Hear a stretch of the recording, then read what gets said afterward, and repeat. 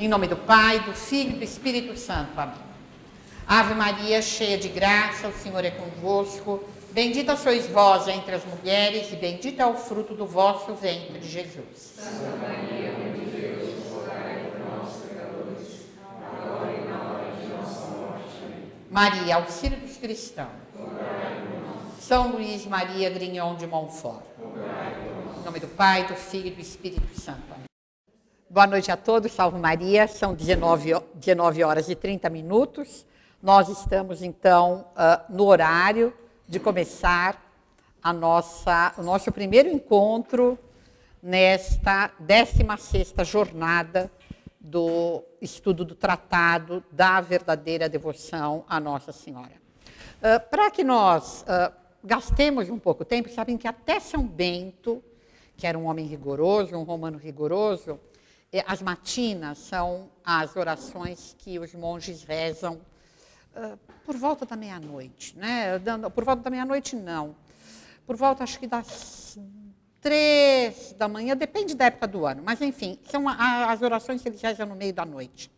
E São Bento manda começar com um salmo, e que esse salmo seja recitado lentamente, para que todos os monges possam ir chegando. E aí que quando se acaba esse salmo, aí todo mundo já esteja lá, e ele diz para quando se comece tal salmo, que é o segundo, todo mundo esteja lá. Então nós também vamos fazer um pouco isso, na esperança que tenha gente que vá chegar, mas ainda não chegou, porque afinal de contas nós somos todos brasileiros, e a gente tem sempre que levar muito em conta a realidade. Nós vamos, então, eu vou comentando um pouco com vocês, coisas que vocês, a maioria de vocês, ou talvez todos vocês saibam, mas que vão introduzir um pouco o nosso tema. Por que nós, todos os anos, já 16 vezes, é um longo tempo, né, considerando que houve 2 anos de pandemia, e aí a gente não pôde fazer as jornadas de estudo do tratado, então, há tanto tempo, há 18 anos já aqui no colégio, nós fazemos essas jornadas de estudo. Precisa estudar tanto assim um livro? 18 vezes? A gente estuda o mesmo livro? Por que a gente estuda 18 vezes o mesmo livro? Não seria mais produtivo ir mudando um pouco o objetivo do nosso estudo? Não, porque justamente é um livro muito especial, esse Tratado da Verdadeira Devoção de São Luís de Montfort. São Luís é considerado o doutor mariano por excelência. A Igreja tem grandes doutores que são doutores marianos, São Bernardo, por exemplo Santo Afonso de Ligório, são grandes doutores marianos. O que é um doutor mariano? É um doutor da Igreja, os doutores são aqueles que ensinam na Igreja, mas que aborda a questão de Nossa Senhora de um modo especial. São Bernardo é um grande, Santo Afonso é um grande, mas o maior, o doutor mariano por excelência é São Luís de Montfort. E este é o livro principal de São Luís de Montfort, o Tratado da Verdadeira Devoção. São Luís de Montfort tem livros importantíssimos. Um deles, inclusive, eu vou recomendar para vocês hoje, quando nós estivermos falando da preparação de 11 dias para desapegar-se do espírito do mundo. Mas o Tratado é o livro principal de São Luís de Montfort. Ele é considerado, de fato, o ponto mais alto que atingiu a Mariologia católica. A Mariologia é o ramo da teologia que estuda Nossa Senhora. E nesse tratado, São Luís ele vai se dedicar, ele mesmo diz, a pôr por escrito aquilo que ele pregava nas missões dele. Então, não é, digamos assim, um livro puramente teórico. É um livro que São Luís vai escrever já tendo posto em prática, já tendo ensinado nas missões aquilo que ele vai ensinar nesse livro. E, basicamente, o que é que ele vai nos ensinar nesse livro? Ele vai nos ensinar a fazer uma consagração à Nossa Senhora, que nos torna absolutamente unidos a ela. A palavra que ele usa é escravidão. Para nós, no Brasil, a palavra tem uma conotação, de uma certa maneira, pejorativa, não é? Quando nós pensamos em escravidão, ou nós pensamos na escravidão no mundo antigo, entre os romanos, em que o senhor tinha até direito de vida e de morte, ou mesmo sobre a nossa escravidão aqui no Brasil, quando pessoas foram trazidas da África para serem escravas no Brasil, que não é uma escravidão tão violenta como era a escravidão no mundo antigo. Aqui ninguém considerava que o senhor tinha direito de vida e de morte, havia até muitas leis que tentavam proteger os escravos. Claro que a escravidão em si é uma injustiça e que abusos há em todo lugar. Mas, embora essa escravidão aqui não fosse tão violenta quanto era no mundo antigo, mesmo assim, a palavra escravidão para nós pesa um pouco. Mas São Luís, ele insiste em usá-la por quê? Porque ele justamente quer encontrar a palavra que no vocabulário das línguas modernas signifique uma dependência mais completa. E a palavra que ele encontra é essa. Mas nós podemos pensar em alguma coisa até mais profunda do que uma escravidão. Vocês pensem, por exemplo, quando o Nosso Senhor diz, quando eles, depois da instituição da Eucaristia, quando eles estão passando para ir, que eles vão atravessar a torrente e passar para o Monte das Oliveiras, eles passam por uma vinha e Nosso Senhor diz: eu sou a videira, vós sois os ramos. É uma união profundíssima. Que, claro, a gente nunca poderia dizer que o ramo é escravo da videira. Mas vocês entendem que, num certo sentido, a gente poderia dizer isso? Porque o ramo ele vai funcionar na absoluta dependência da videira. E isso é o quê? É o bem do ramo. Essa ligação com Nossa Senhora não é exatamente a mesma coisa, mas é uma coisa análoga. Uma coisa com que a gente poderia comparar muito essa questão da videira é o que Nosso Senhor vai dizer algumas horas depois. Ele fala dessa transmissão de vida total, saindo para a sua agonia. Mas depois, na cruz, ele vai dizer uma coisa análoga, e aí já não se referindo a ele, mas referindo-se a Nossa Senhora. Ele vai dizer para São João: eis a tua mãe.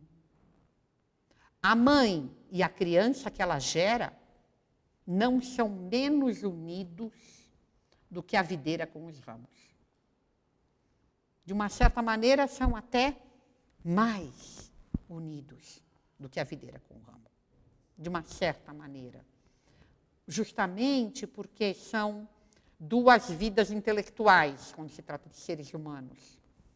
E a ligação de um filho com a mãe é muito mais do que física.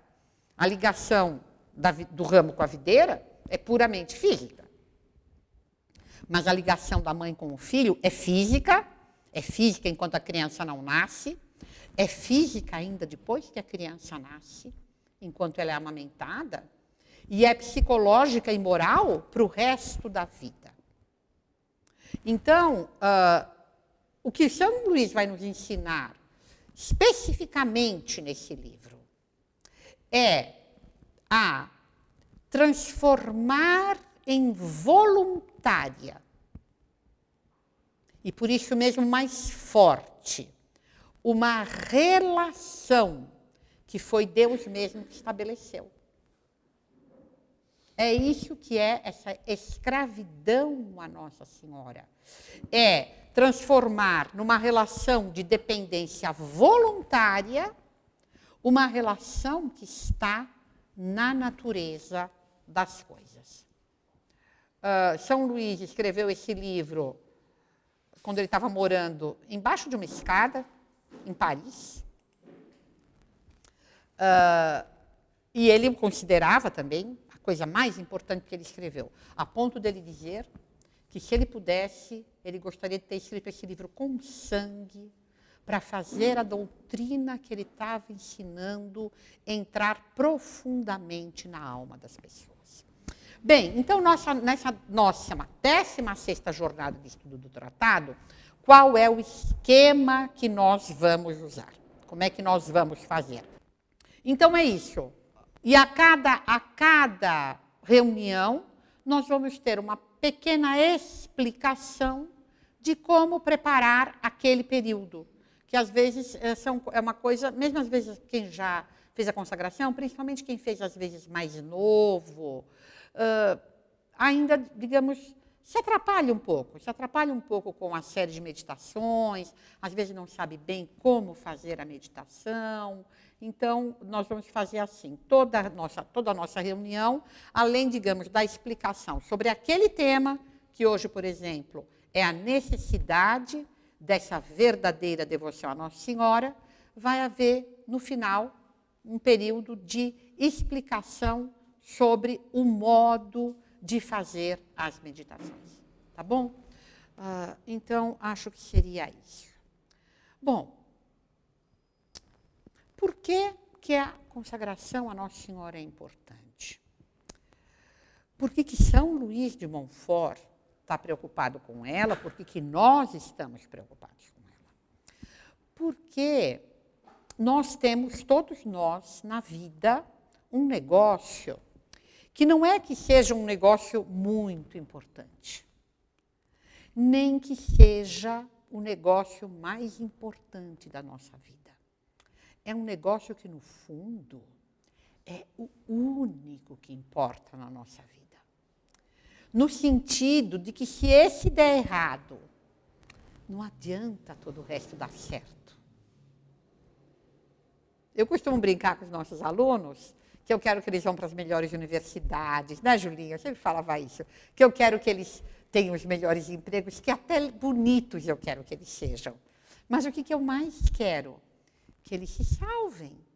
Porque se eles não se salvarem, todo o resto não importa. E não importa por uma razão muito simples. Vai passar. Vai acabar. E tudo aquilo que acaba, no fundo, não tem muita importância. Claro que é muito difícil para a gente pensar isso quando a gente perde um emprego ou quando a gente tem uma doença. Mas a verdade é essa. Tudo aquilo que é por um tempo não é muito importante. Deus, por ser bom, quer fazer outros felizes como Ele. Deus queria transmitir a vida dele. Deus, sendo puro espírito, a vida dele é puramente intelectual. Para Deus poder transmitir a felicidade essencial que ele tem, ele precisava de espíritos. E o que é um espírito? É um ser que tem inteligência e vontade. E nós, tendo inteligência e vontade, nós somos necessariamente livres. Deus não podia ter criado seres que fizessem o bem inapelavelmente, que não tivessem a possibilidade de fazer o mal? Não só podia, como criou. Todos os gatos e cães do planeta são assim. Eles não podem fazer o mal. Eles fazem sempre o bem. Eles sempre cumprem a lei da natureza deles. Quando o cachorro come a carne que a gente inadvertidamente deixou em cima da mesa, no sítio, o cachorro está fazendo bem, ele não agiu mal. Cães gostam de carne, ele encontrou a carne, ele comeu a carne. Mas Deus não consegue se dar para o cão, justamente porque o cão não tem liberdade. Ele não tem inteligência e vontade. Então, Deus, que queria se dar a nós para poder nos fazer participantes da sua felicidade, tinha que necessariamente nos fazer livres, tendo inteligência e vontade, e sendo, portanto, capazes de, compreendendo, querer ou não querer. Deus não arromba as portas. Deus só entra convidado. Porque senão nós não seríamos livres. E por isso que a nossa salvação, sendo, no fundo, a única coisa que importa na nossa vida, é para nós um negócio difícil. Por vários motivos. Em primeiro lugar, porque nós temos inimigos muito poderosos e perigosos. E o primeiro de todos eles é aquele que a gente chama de carne. É clássica na teologia católica a consideração de que nós temos 3 inimigos: o demônio, o mundo e a carne. Aquilo que a gente chama de carne, às vezes as pessoas podem pensar que quando a gente fala carne, se trata do corpo. E que a gente está falando dos perigos, dos pecados contra a castidade. Também é, mas não é só. A carne quer dizer a própria natureza humana. Por que que a própria natureza humana é, para mim, um perigo? Por 2 razões. A primeira é que a natureza humana de si é frágil. A nossa inteligência é, como diz São Tomás, em toda a escala das inteligências, a mais fraquinha. Nós facilmente nos enganamos. Porque, claro, como nós temos 2 princípios de percepção, nós temos um princípio físico e nós temos um princípio intelectual, facilmente aquilo que é sensível atrai o nosso desejo mais do que aquilo que é intelectual e, digamos assim, engana a nossa inteligência. E além da debilidade da nossa inteligência, nós compreendemos pouco, nós esquecemos. Nem tudo aquilo que entra na minha inteligência fica. Facilmente eu sei hoje e amanhã não sei mais. Não é? Ainda hoje eu comentei com eles que em árabe, a mesma raiz da palavra homem é a raiz da palavra esquecer. Porque o homem é essencialmente alguém que esquece. E isso quem comenta é o Jean Lawande, mas ele tem razão. Numa introdução ao De Veritate de São Tomás, algumas questões de Veritate que ele tem num livro, o homem é um ser que esquece, e esquece principalmente o mais importante. Aquilo que é... não lembro o que ele fala, acho que ele fala que a data do jogo do campeonato e o dia do pagamento a gente não esquece. Mas as grandes questões da vida a gente esquece facilmente. Mas além dessa fraqueza natural da natureza humana, tanto na inteligência e como, talvez, principalmente na vontade, a nossa vontade também é débil. Não só a nossa inteligência vê mal, como a nossa vontade também, às vezes, quer e não faz. Sabendo que eu devia fazer, até querendo, com veleidade, fazer, eu não faço. Então, nós somos frágeis. Essa é a primeira razão pela qual o negócio da nossa salvação é difícil para nós. Mas não é a única que vem da nossa carne, que vem da nossa própria natureza. A segunda é que nós temos uma natureza ferida. Essa nossa natureza, que já por si mesmo é fraca, é débil, por causa da nossa própria composição de corpo e alma. Como nós temos corpo e alma, os interesses do corpo e da alma podem ser conflitantes. Isso nos dá uma certa fraqueza. Mas, além disso, essa natureza, além de fraca, está ferida. Por causa do pecado original, em primeiro lugar, nós temos uma natureza ferida. O que é uma coisa ferida? Vocês imaginem meu braço. Se estiver quebrado, fazer as ações próprias da minha mão vai ficar muito difícil. Porque com o braço ferido, ele não age adequadamente, as funções dele ficam prejudicadas. Então, por causa do pecado original, da nossa natureza ferida, as ações da nossa inteligência, da nossa vontade, ficam prejudicadas. Se meu braço estiver quebrado, a minha tendência vai ser não usar o braço. E um pouco a gente faz isso com a nossa inteligência, com a nossa vontade. A gente não as usa. A gente as deixa um pouco paralisadas por causa do pecado original.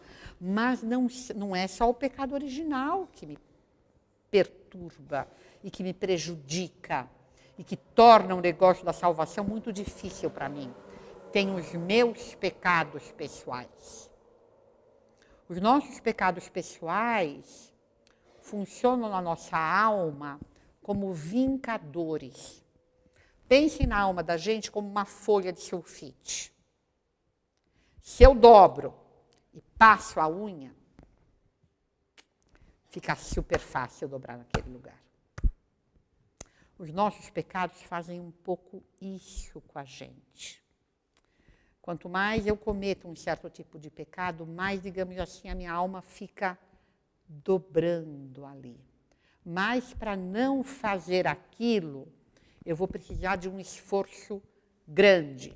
Pensem como seria difícil pegar uma folha de sulfite e fazê-la tornar a ficar absolutamente lisa e sem marca. Seria bem difícil. Então, por causa disso, por causa da nossa própria fraqueza, por causa do nosso pecado, por causa do pecado original, por causa dos nossos pecados atuais, a carne é um inimigo poderoso para nós. A carne significando a nossa natureza. É um inimigo muito poderoso, mas não é o único. Nós temos mais dois. O segundo inimigo poderosíssimo é o mundo. O que quer dizer o mundo? O mundo quer dizer os outros. E, particularmente, o fato de que os outros no mundo sempre existiu e vai sempre existir uma grande quantidade de os outros que são inimigos de Deus. E que vão ser mais hábeis em lutar contra Deus do que nós somos hábeis em lutar por Deus. Nosso Senhor mesmo diz, os filhos das trevas são mais hábeis nos seus negócios que os filhos da luz. Então, nós vamos sempre, em todas as épocas. Claro, hoje em dia se fala muito, hoje em dia há muita corrupção, hoje em dia o mal domina. É verdade. Mas o mundo sempre foi inimigo de Deus. Santiago, quando escreveu a epístola dele, não tinha internet, não tinha a Meta, não tinha o Google, não tinha a Rede Globo, e ele escreveu: todo o que se faz amigo do mundo se faz inimigo de Deus. Isso sempre foi assim e sempre vai ser. O mundo é um inimigo muito poderoso e muito atraente. Quem é que não quer ter sucesso? Quem é que, por natureza, não quer ser admirado? Quem é que, por natureza, não quer parecer uma pessoa interessante, moderna, integrada? Todo mundo quer. Então, o mundo é um inimigo muito poderoso. E o mundo sabe oferecer muitas atrações. E depois tem o diabo, que vai saber usar muito bem o nosso inimigo interno, a nossa própria natureza. Vocês imaginem a experiência que o diabo tem em tipos psicológicos. Uma pessoa que nem a irmã Joana, ele já tentou não sei quantos milhões.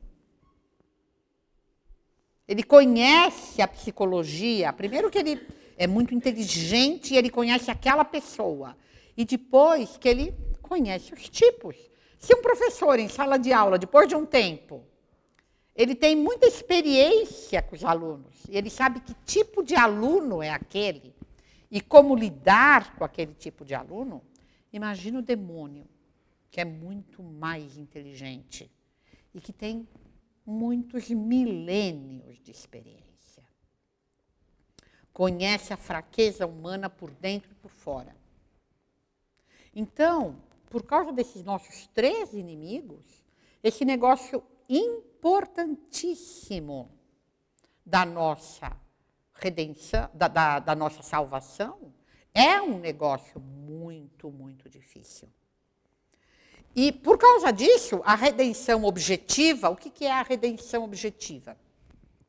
Cristo morreu por todos ou morreu por muitos?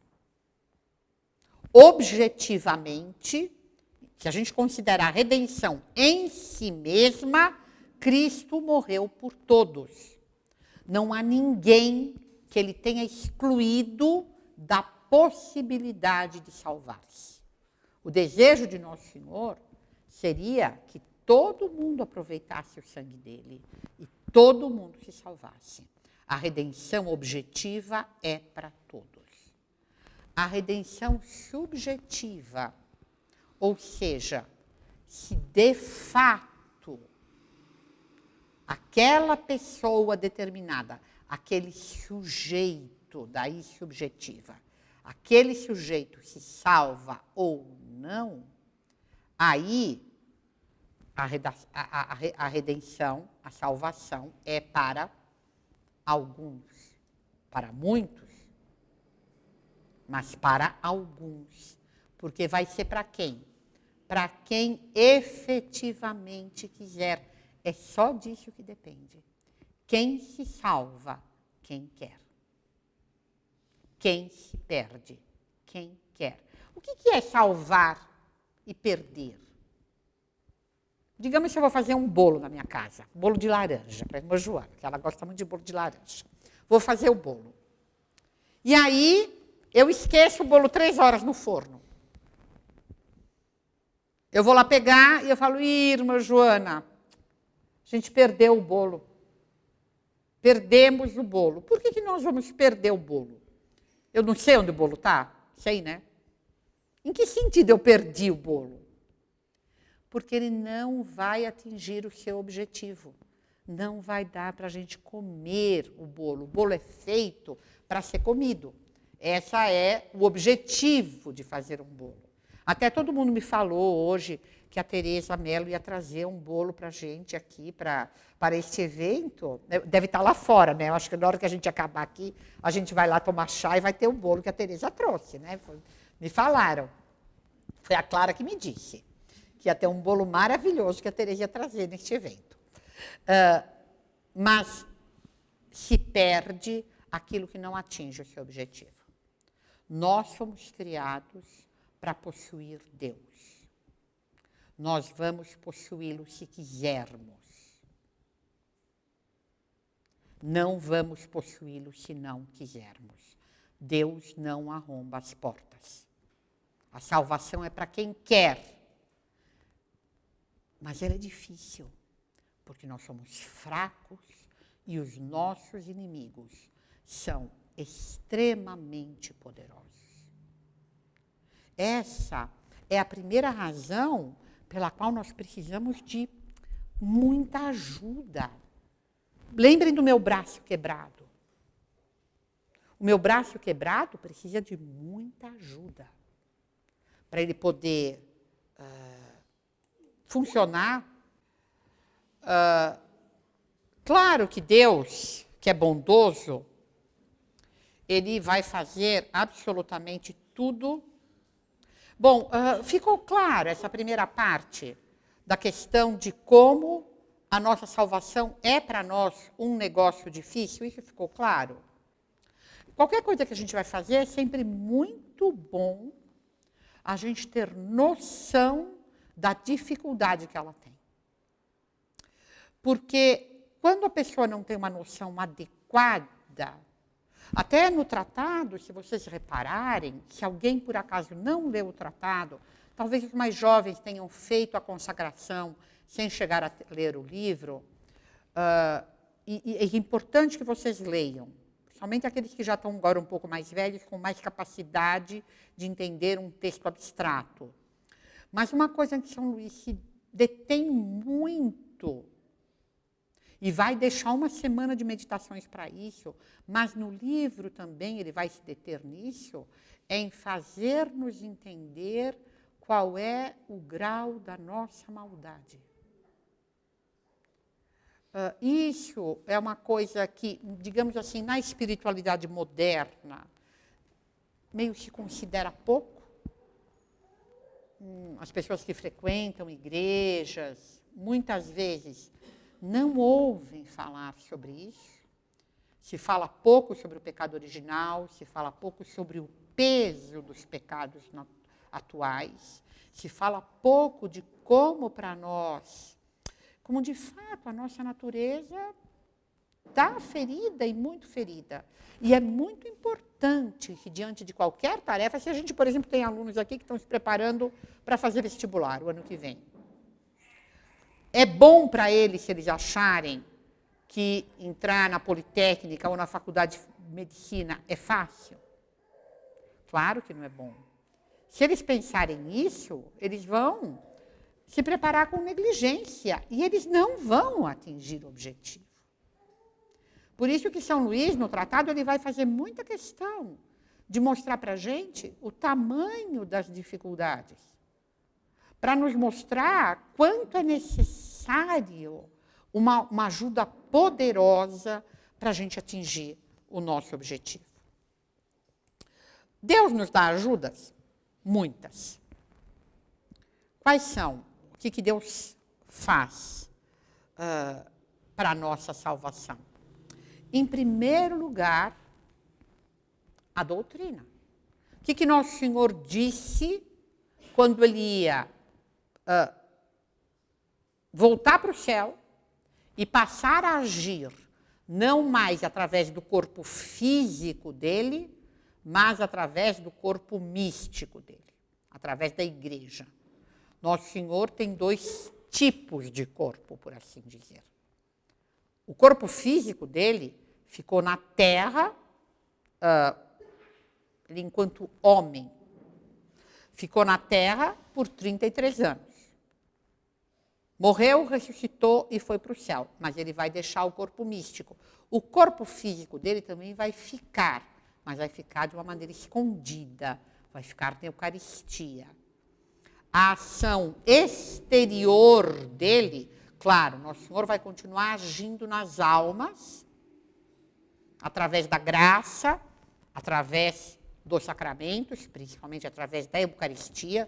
Todos os sacramentos são, por assim dizer, ordenados à Eucaristia. A Eucaristia é o centro, é o coração dos sacramentos, porque na Eucaristia está não só a graça, mas o autor da graça, não é?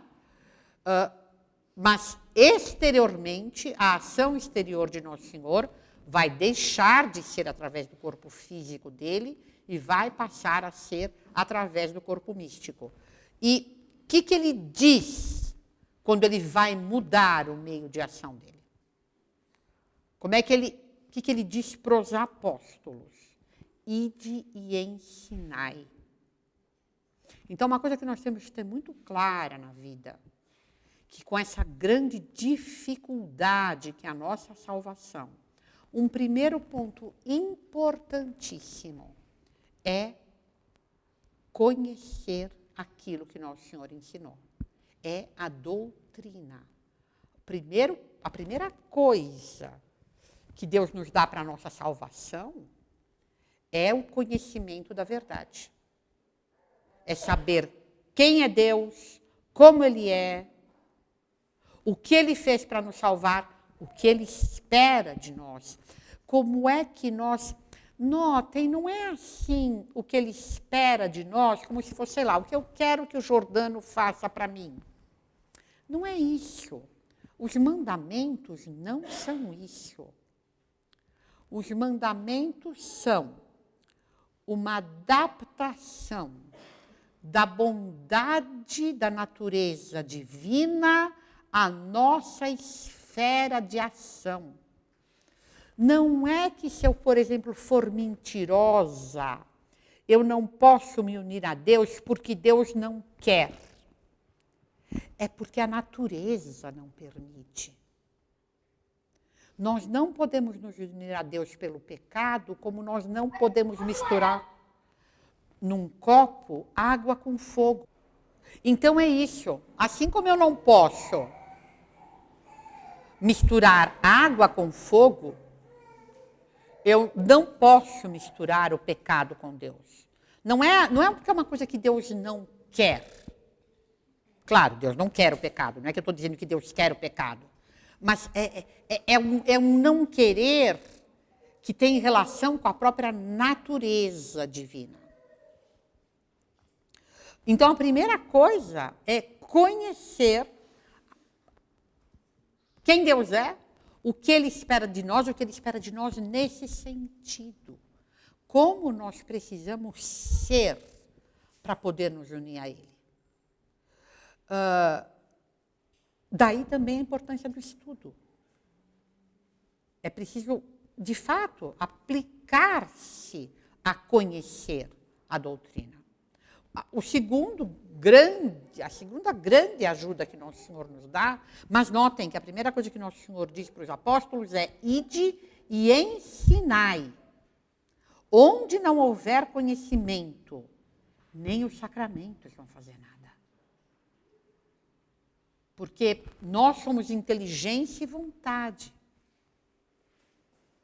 Então, é preciso ensinar, inclusive para entender o valor dos sacramentos, para saber o que eles fazem, para desejá-los, para poder recorrer a eles.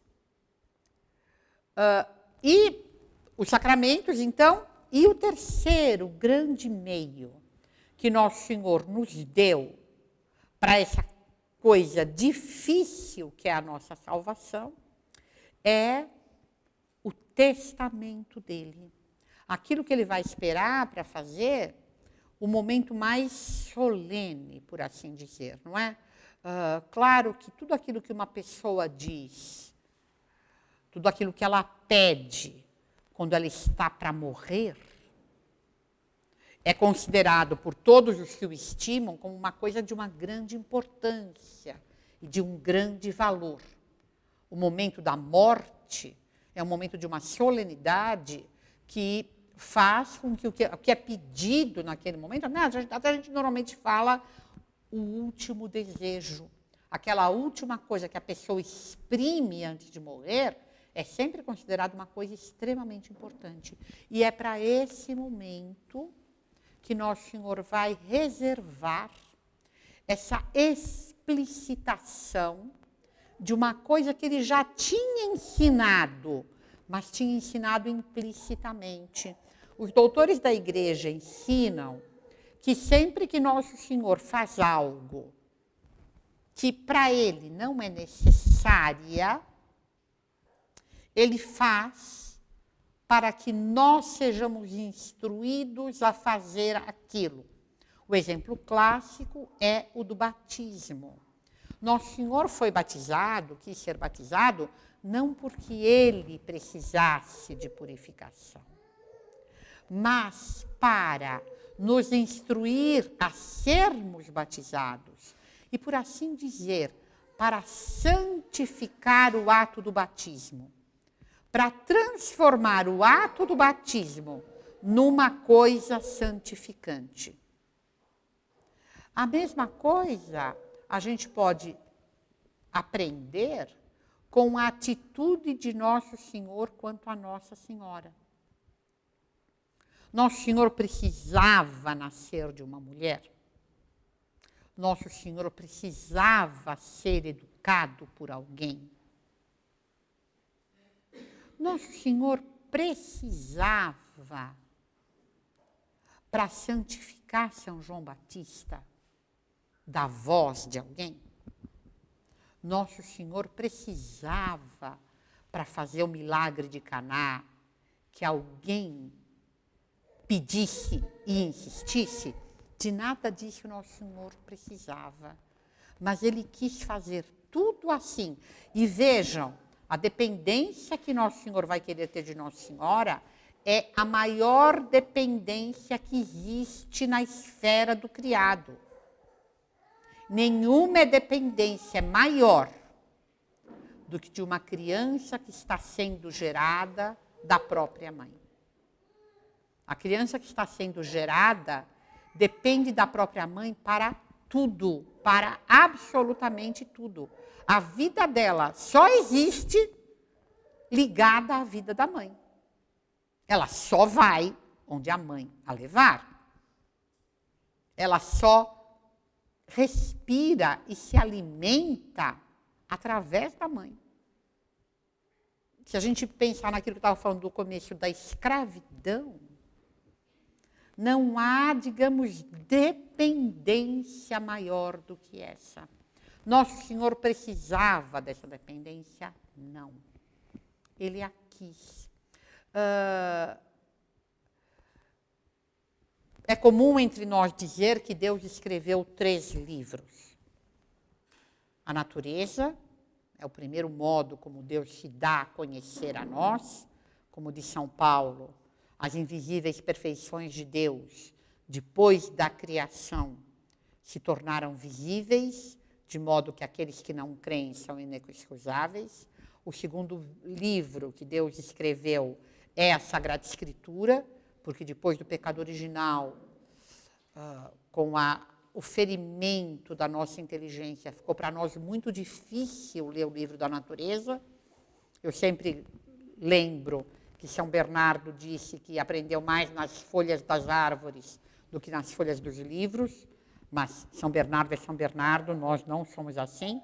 Para nós, aprender na folha das árvores é bem difícil, e por isso Deus nos escreveu a Sagrada Escritura. E o terceiro livro, o mais perfeito de todos, porque é o único que tem o verbo inteiro, é Nossa Senhora. E uma coisa fantástica que Nossa Senhora nos ensina a respeito de Deus, é ela que nos mostra isso, é o tamanho da bondade de Deus. Porque Deus quis se unir a um homem, ele quis se fazer homem, é uma coisa tremenda. Como é que Deus onipotente, criador, se une a uma criaturinha como nós somos? É uma coisa espantosa, mas Deus deu um passo a mais. Porque Nosso Senhor, sendo homem, continua sendo Deus. E, sendo homem e Deus, ele vai querer se submeter a uma pura criatura. É uma coisa espantosa. A bondade, o desejo de doação de Deus, digamos assim, atinge o seu máximo nessa doação do seu poder a uma pura criatura. Nossa Senhora é que nos ensina.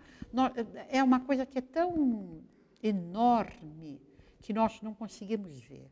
é uma luz forte demais para o nosso olho muito fraco. Mas a gente consegue pelo menos formular. Sem conseguir ver, a gente consegue pelo menos formular. Então, Nosso Senhor, se ele se submete, ele já tinha ensinado isso. Se ele se submete desse modo a Nossa Senhora, é para nos ensinar que é isso que nós devemos fazer. Mas nesse momento mais solene de todos, na cruz, ele vai explicitar o ensinamento. Ele vai dizer para um homem formado, padre, bispo, que está ali diante dele e cuja mãe está ali também, que ele tem uma outra mãe, que ele vai ter que receber vida de uma outra pessoa,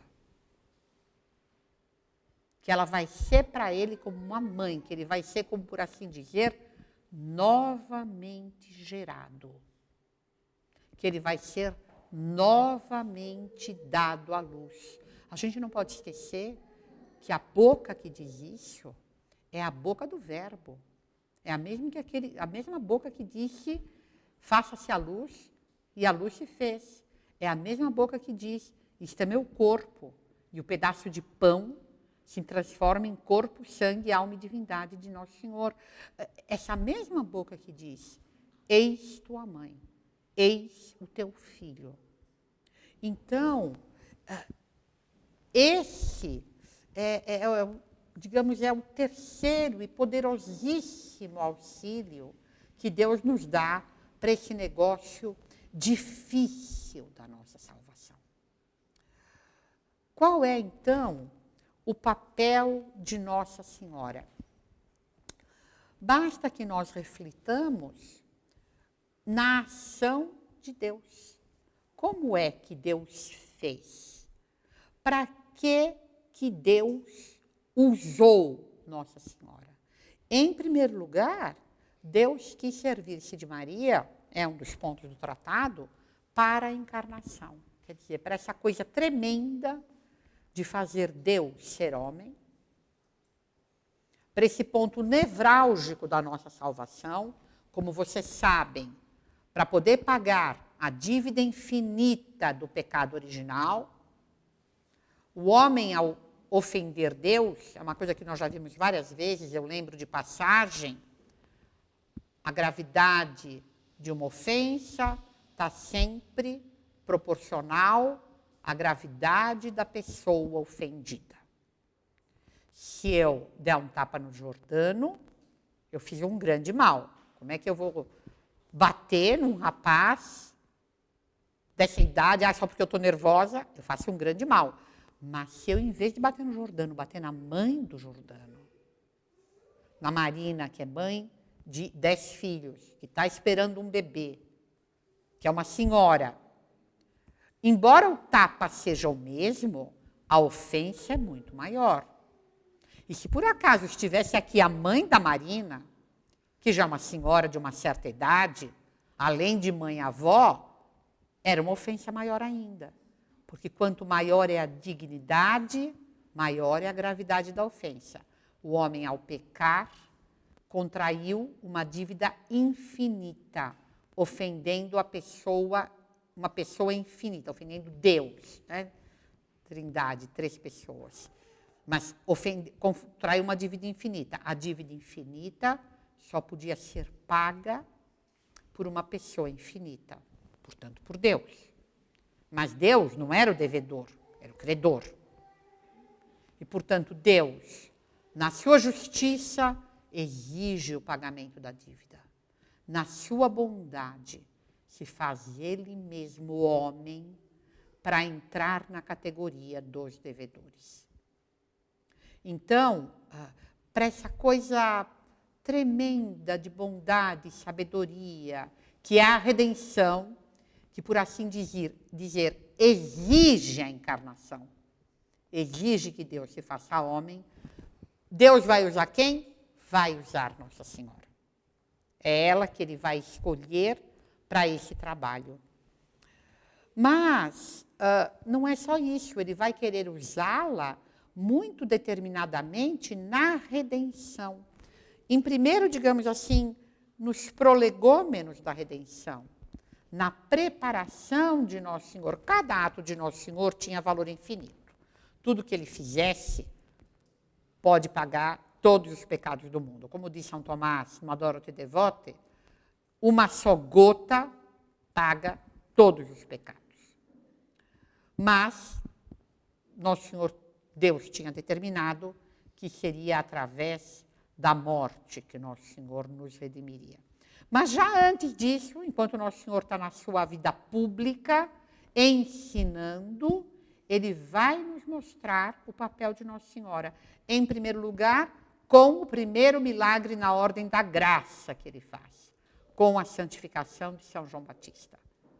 Digamos assim, a primeira pessoa que vai ser livre do pecado pela ação de Nosso Senhor não vai ter essa libertação do pecado pela ação direta de Nosso Senhor, mas pela ação de Nosso Senhor através de Nossa Senhora.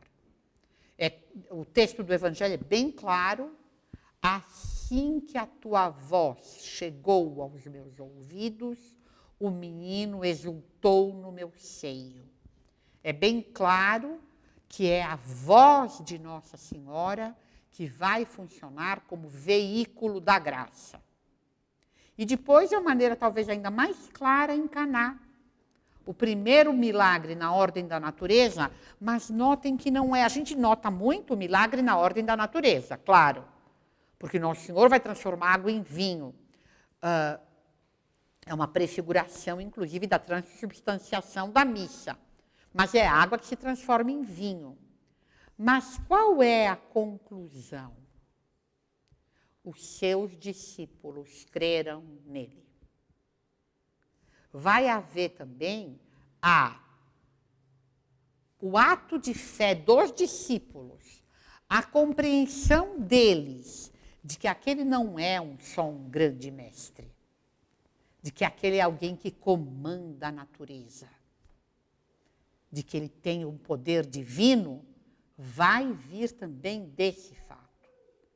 Então, nesses dois eventos, sem nenhuma necessidade, só para nos instruir, Deus vai usar Nossa Senhora e vai, por fim, estar com ela, querer que ela esteja na hora da imolação.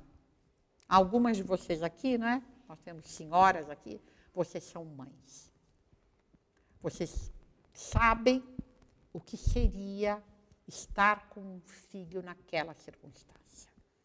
Qual é a mãe que não preferia estar sendo morta ela mesma do que estar vendo o filho morrer daquela maneira? Então, a doutrina católica da corredenção não é uma abstração. Não é muito claro que ali não era uma pessoa só que se imolava, mas que duas pessoas se imolavam unidas. Que havia a imolação do filho, mas conjuntamente a imolação moral da mãe. Então, Deus quis servir-se de Maria na encarnação, Deus quis servir-se de Maria na redenção, e Deus quer servir-se de Maria na santificação de cada homem. Assim como ele quis usá-la na redenção objetiva, ele quer usá-la na redenção subjetiva.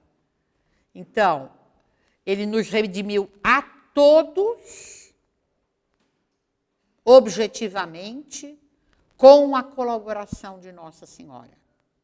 Ele vai nos redimir a cada um, subjetivamente, com a colaboração de Nossa Senhora. Por isso, todos os doutores da Igreja vão ensinar que a devoção a Maria Santíssima é necessária a todos os homens para conseguirem a salvação.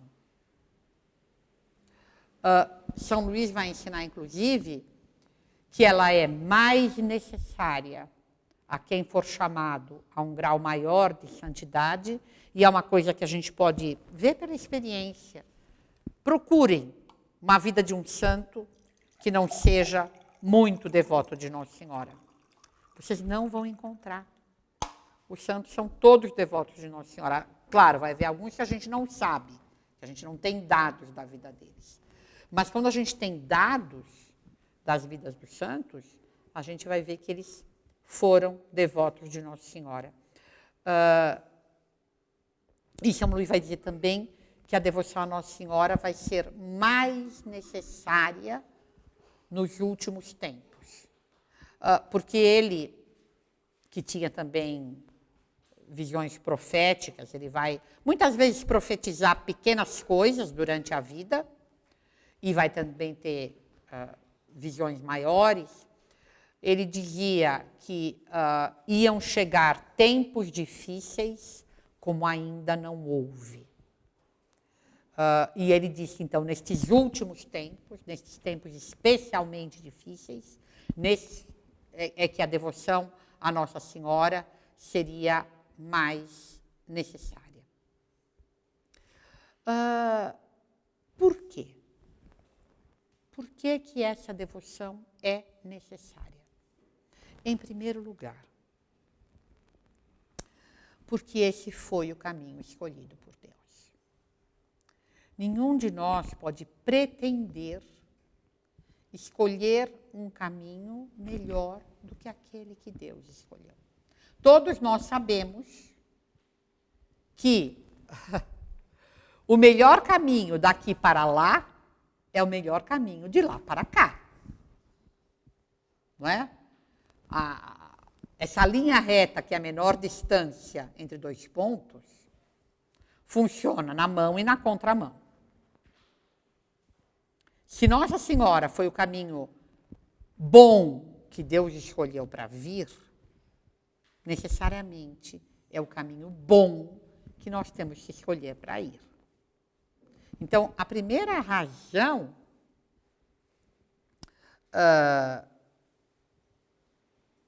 dessa necessidade é o fato de que Deus a escolheu para fazer-se filho dela.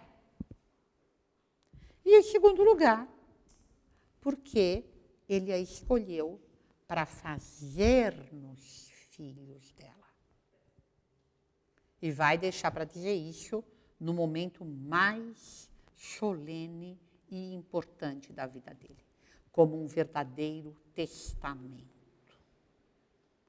Então, isso nos mostra que é necessário que nós vamos por esse caminho.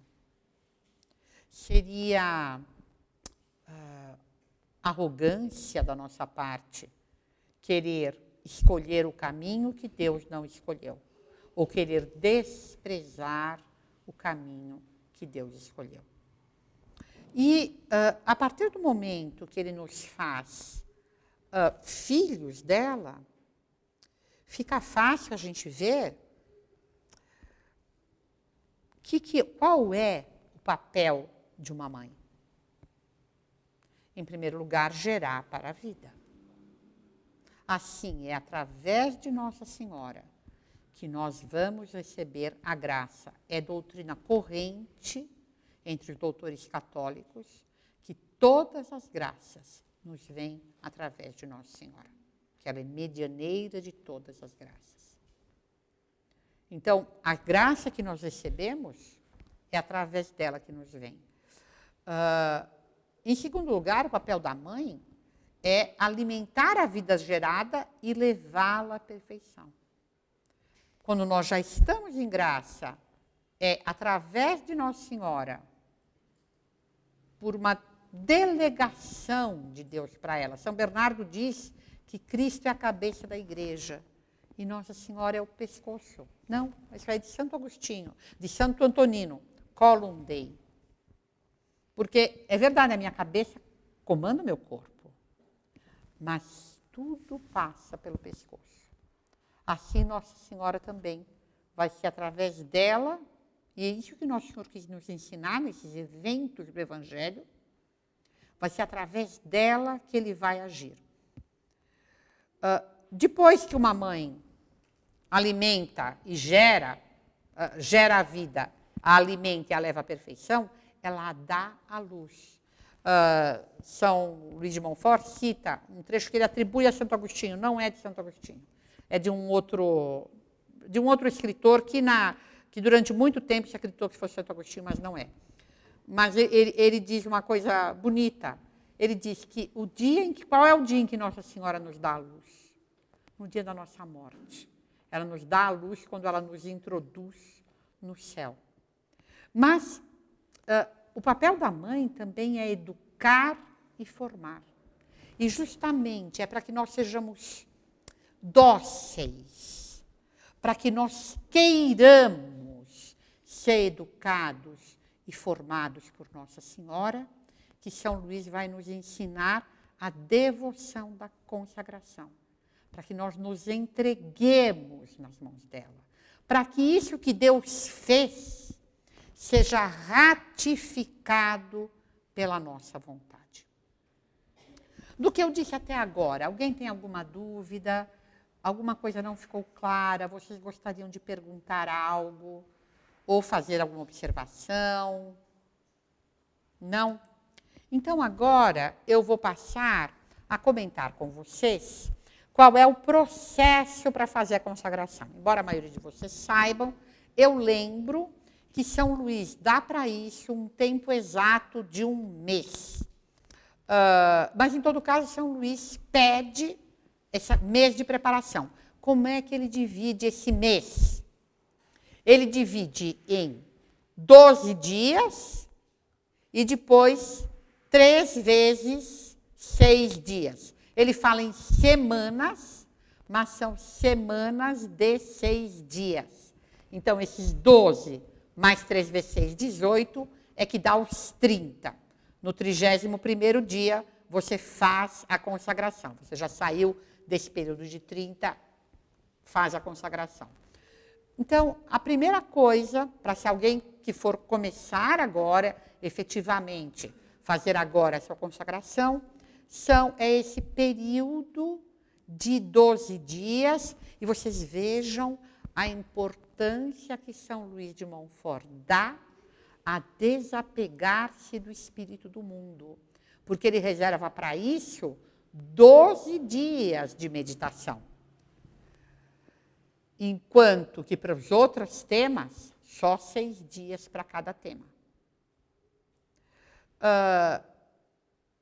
Bom, como é que a gente vai fazer essa preparação? Primeira coisa, o que precisa fazer? Precisa organizar-se para tudo que é importante na vida. A gente tem que se organizar e planejar. Alguns de vocês estão estudando para o vestibular. Aqueles que estão estudando seriamente, o que tiveram que fazer? Organizar-se. O que é normalmente organizar-se? Primeira coisa, escolher um tempo. Tudo que é importante na vida, a gente escolhe um tempo para fazer. Ninguém deixa para comer quando der. Ninguém deixa para tomar banho quando der. A gente escolhe os tempos em que a gente vai fazer todas as coisas que para nós são importantes. Então, a primeira coisa é preciso escolher um tempo. Classicamente, o melhor tempo para a meditação é de manhã, assim que se acorda. Por quê? Porque é o tempo em que normalmente a gente vai ter mais paz de espírito e mais paz física.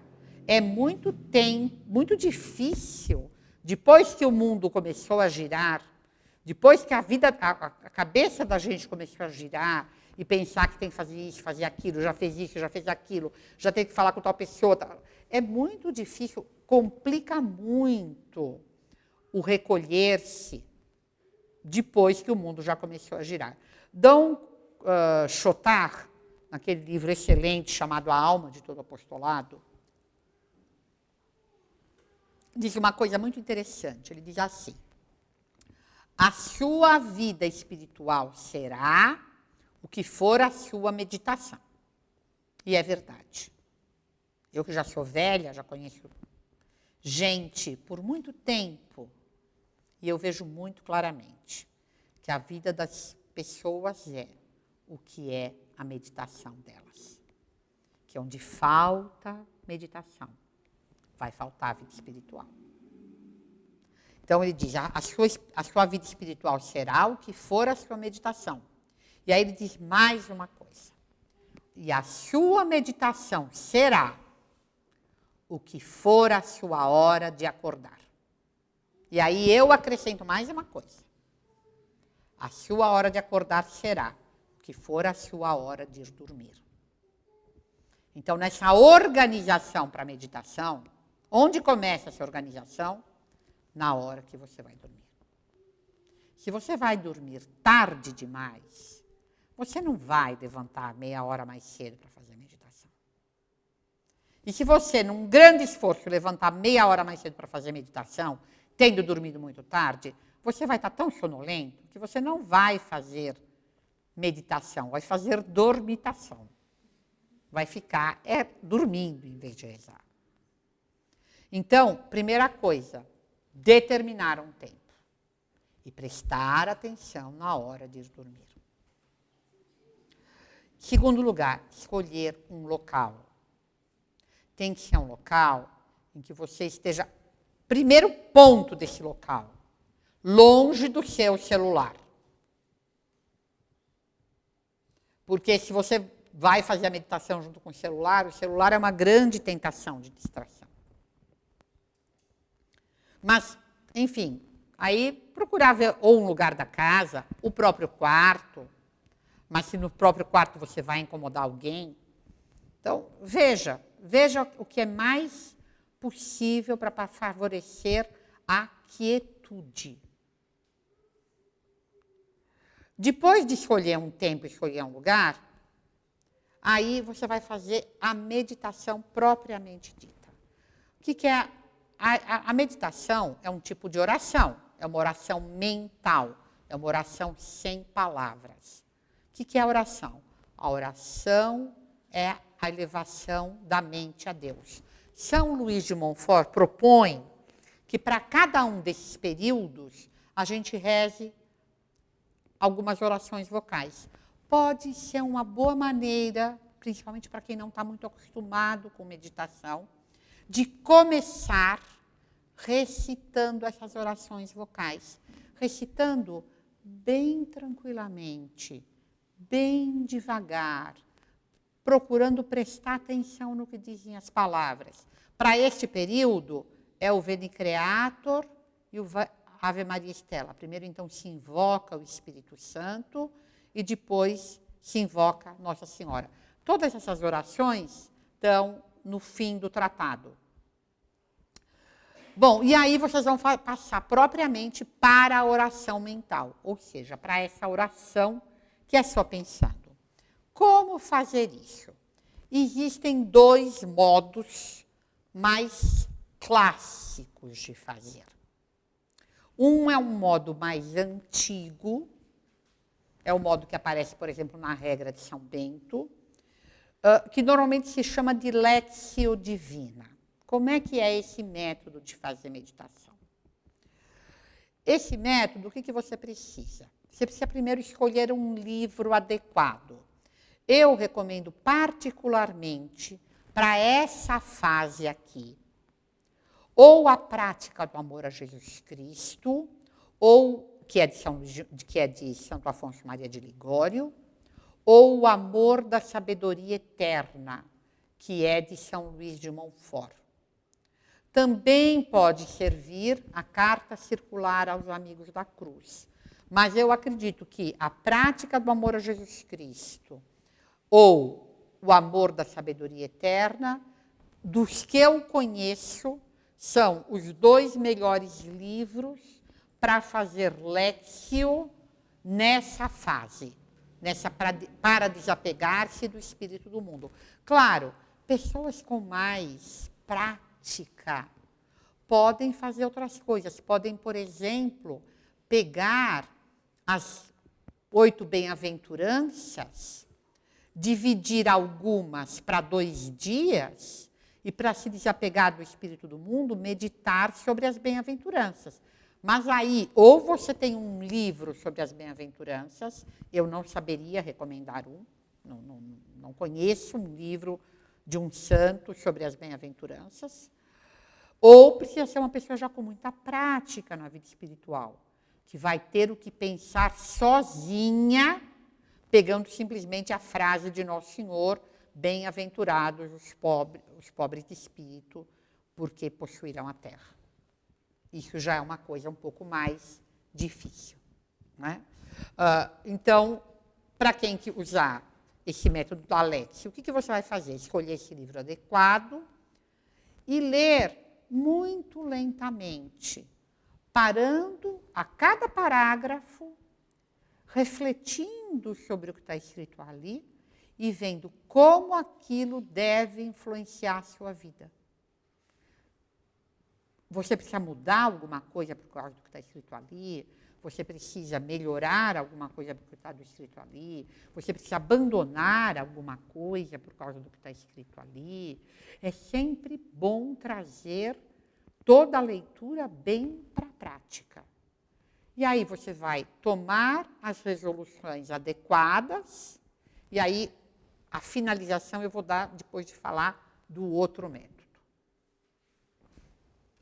O outro método clássico de fazer meditação é o método que a gente podia chamar do método jesuíta, mas que vocês vão encontrar também em São Francisco de Sales. É um método que se tornou universal na igreja. Para esse método, como é que você vai fazer? Você vai escolher o seu texto e, tendo escolhido o seu texto, a primeira coisa que você vai fazer, e qual que é o objetivo disso? É segurar a imaginação. Porque uma coisa que atrapalha muito na meditação é a imaginação. A gente fica pensando nisso, pensando naquilo. Então, Santo Inácio recomenda que a gente, com a imaginação, construa uma cena. Digamos que eu escolhi meditar sobre as bem-aventuranças. E aí, o que eu vou fazer? Eu vou fechar meus olhos e procurar ver a montanha da Judéia em que Nosso Senhor subiu. E procurar ver Nosso Senhor. Ele subiu e, olha, ele se sentou. E quando ele se sentou, os discípulos vieram. A gente procurar ver concretamente a pessoa, que cor é a roupa de Nosso Senhor, que cor é a roupa de São Pedro chegando, que cara tem São João. Quanto mais a gente conseguir visualizar a cena, ver o que as pessoas estão fazendo, ver o que as pessoas estão dizendo, mais isso vai nos ajudar a segurar a imaginação durante a meditação. Então, esse é o primeiro passo, a composição de lugar. E aí, você examinando os pontos da meditação. Classicamente, são 3. Bom, então, Nosso Senhor está lá falando, o que ele está dizendo? O que ele falou primeiro? Ele falou primeiro, bem-aventurados os pobres de espírito, porque possuirão a terra. Que coisa, né? É o primeiro sermão que Nosso Senhor vai fazer. E ele vai falar dos pobres de espírito. O que é isso, ser pobre de espírito? Bom, em primeiro lugar, ele está preocupado em que fique claro que não é quantas coisas a pessoa tem. Pobre de espírito. Quer dizer o quê? Quer dizer não se incomodar de ter ou não ter. Mas o que ele fala como recompensa? Que eles possuirão a terra. O que quer dizer isso? Possuir a terra. A terra na Sagrada Escritura é o homem. O homem. Então, são aqueles que não estão muito preocupados com o que eles têm, que vão possuir a si mesmo.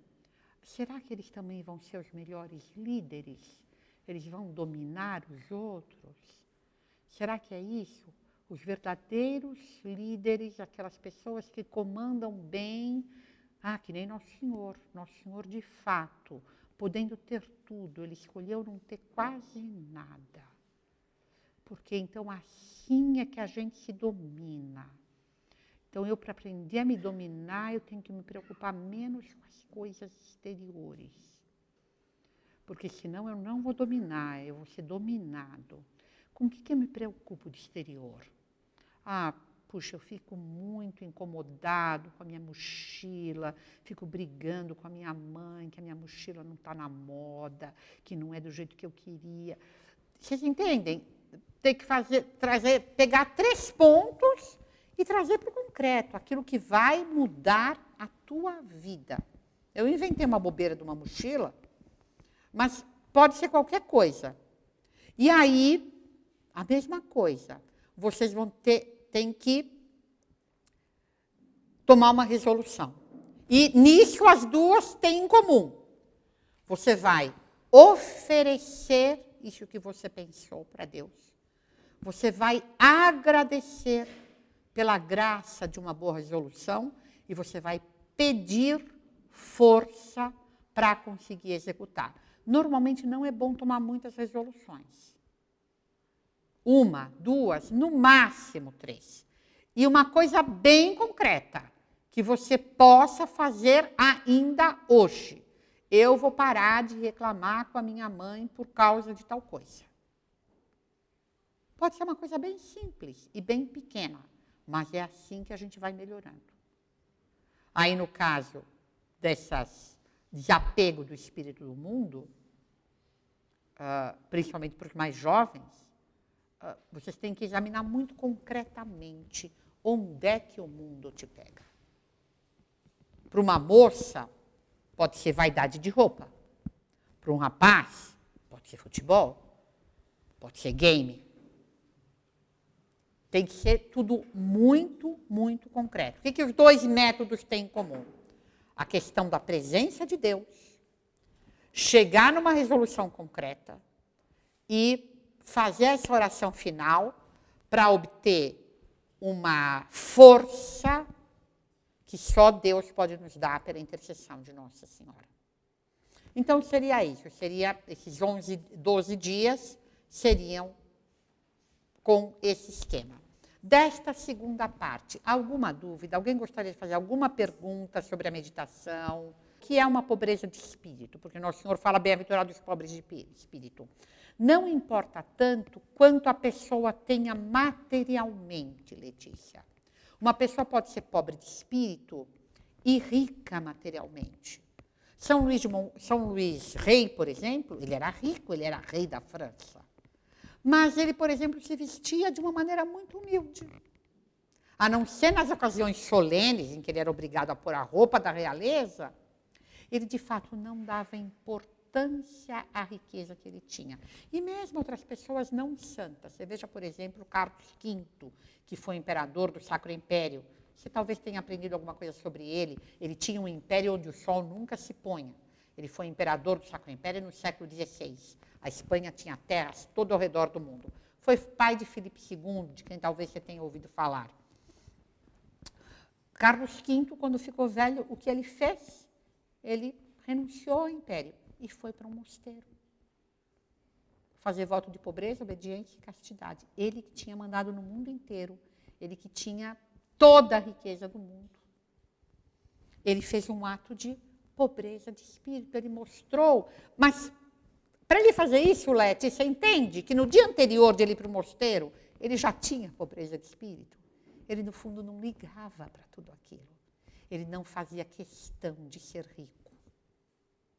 Então é isso, filha, a pobreza de espírito é uma pobreza que está na tua alma, não necessariamente. Por outro lado, Leti, uma pessoa pode ser miserável, não ter nada e ser rica de espírito. Querer mais do que tudo na vida, dinheiro. Isso acontece também, viu, filha?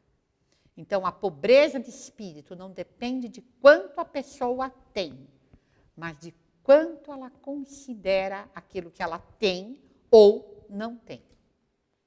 Ficou claro, filha? Mais alguma coisa? Em nome do Pai, do Filho e do Espírito Santo. Amém.